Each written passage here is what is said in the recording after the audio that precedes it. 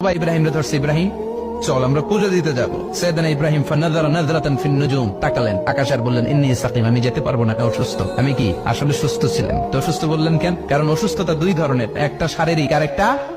সাইয়েদনা ইব্রাহিম মানসিক ভাবে প্রচন্ড বিপর্যস্ত ছিলেন, অসুস্থ ছিলেন। এর কারণ গোটা উম্মাত মূর্তির পূজা করে। এই দৃশ্য দেখে কোন নবী মানসিক ভাবে সুস্থ থাকতে পারে? উনি বললেন আমি অসুস্থ, তোমরা যাও। সবাই বলল ঠিক আছে আমরা যাই। ইব্রাহিম তুই আমাদের ঘরের মূর্তিগুলারে পাহারা দে। মূর্তি পাহারা দেওয়ার জন্য কারে পাওয়া গেছে? সাইয়েদনা ইব্রাহিম কয় ঠিক আছে আজকে পাহারা দি, মুজাম্মের পাহারা, যা তোরা দিতাছি, পাহারা দিতেছি যা। এইবার সাইয়েদনা ইব্রাহিম মূর্তির ঘরে ঢুকলেন। দেখেন কি সুন্দর কথোপকথন আল্লাহ তুলে ধরলেন। আল্লাহু আকবার। মূর্তির ঘরে, দেবীর ঘরে ঢুকে উনি ঘুরে ঘুরে তাকায়, দেখে একটা এমনি হাত আর একটা ব্যাগ করে 14-15টা হাত নিয়ে তাকায় আছে। উনি সবগুলোর সামনে এভাবে তাকায় আছে। দেখে এক একটা এক এক চেহারা, একটা হাতির গণেশ স্টাইলের, আর একটা এরকম, আর একটা নারীর, আর একটা বাঘের, আর একটা তলোয়ার নিয়ে আইতাছি কোপায় বলাম আছে না নাই, সবগুলোর সামনে যায়।